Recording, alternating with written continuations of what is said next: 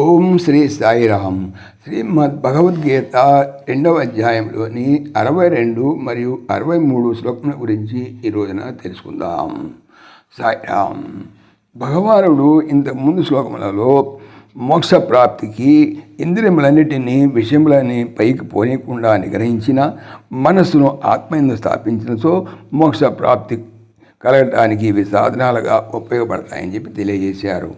అట్లాగే సర్వేంద్రియ నిగ్రహము గల వాని యొక్క జ్ఞానము స్థిరముగా ఉంటుందని కూడా తెలిపారు. ఇక రాబోయేటువంటి ఈ 2 శ్లోకాల్లో విషయ చింతనము వలన కలిగేటువంటి ఘోర ప్రమాదాన్ని వెల్లడిస్తున్నారు. ధ్యాయతో విషయాన్ పుంసగ సంగస్థేషుపజాయతే సంగా సంజాయతే కామః కామత్క్రోధో విజాయతే క్రోధాద్భవతి సమ్మోహః సమోహః స్మృతి విభ్రమః స్మృతిభ్రంశాత్ బుద్ధినాశో బుద్ధినాశాత్ ప్రణశ్యతి.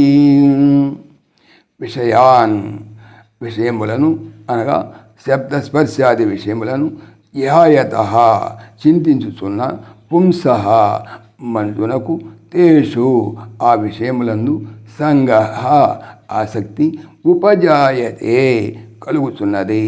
సంగాత్ ఆసక్తి వలన కామః కోరిక సంజాయతే పుట్టుతున్నది. కామాత్ అటువంటి కోరిక వలన క్రోధః కోపము అభిజాయతే పుట్టుతున్నది.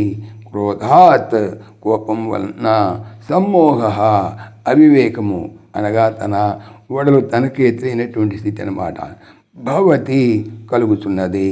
సమ్మోహాత్ అవివేకము వలన స్మృతి విభ్రమ మరపు అనగా భవతి కలుగుతున్నది అనమాట. స్మృతి భ్రంశాత్ మరపు వలన బుద్ధినాశ బుద్ధినాశము భవతి కలుగుతున్నది. బుద్ధినాశాత్ బుద్ధి నాశము వలన ప్రణశ్యతి నశించిపోతున్నాడు అనగా పూర్తిగా చెడిన వాడవుతున్నాడు. తాత్పర్యం ఏమంటే మనుజుడు శబ్దాది విషయములను చింతించుతుండటం వలన ఆ విషయములను ఆసక్తి జనించుతున్నది. అట్టి ఆసక్తి చే దాని యందు అతనికి కోరిక ఉదయించుతున్నది. ఆ కోరిక వలన కోపము పుట్టుతున్నది.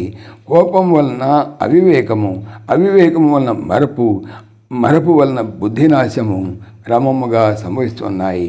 బుద్ధినాశము చే తుదకు పూర్తిగా చెడిన వాడుతున్నాడు. విషయ చింతన ఎంతటి అనర్థానికి దారితీస్తుందో మనకు ఈ 2 శ్లోకాల్లో భగవానుడు విశదీకరించారు. జై సాయిరామ్.